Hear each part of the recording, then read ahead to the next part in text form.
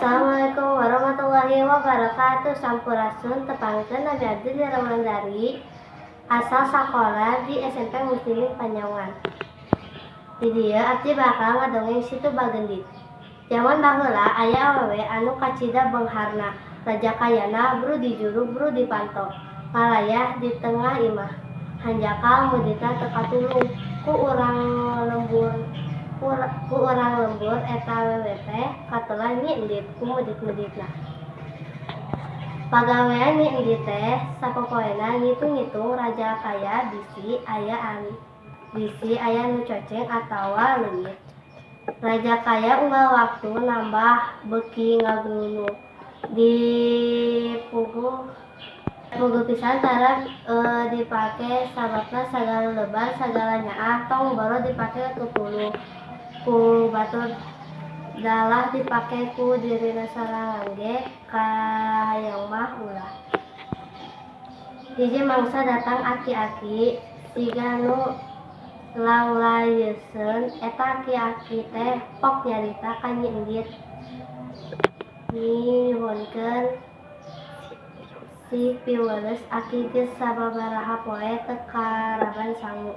Ngadenge lumeungisna aki-aki keur Nyi Endit malain mata timbul rasa karunya tapi kalah malik ambek aki-aki teh sapajodogan.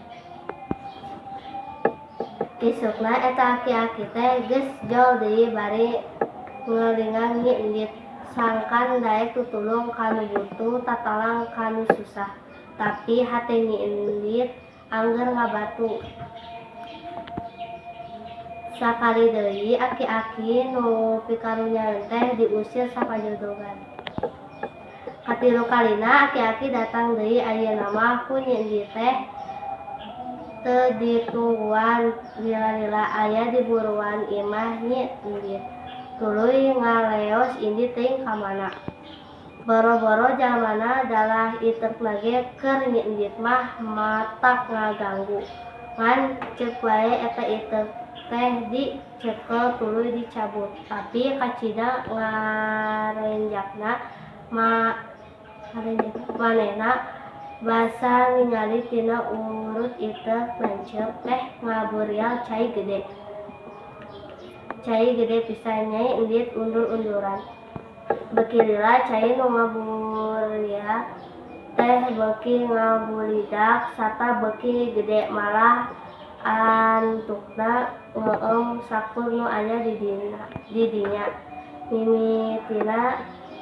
Mimitina sembet nguncangan naek kana tuur meleueum dada sarta tuluy salaput sirah.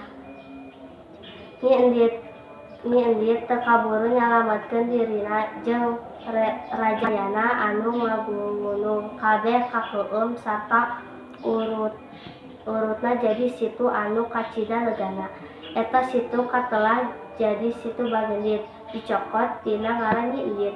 Hikmah tina dongeng si Tuba Gendit nyaeta urang kudu ngajauhan sifat kikir, tamak jeung sombong. Sakian dongeng anu abdi dicaritakeun. Hampunten bisi aya kalepatan. Wassalamualaikum warahmatullahi wabarakatuh.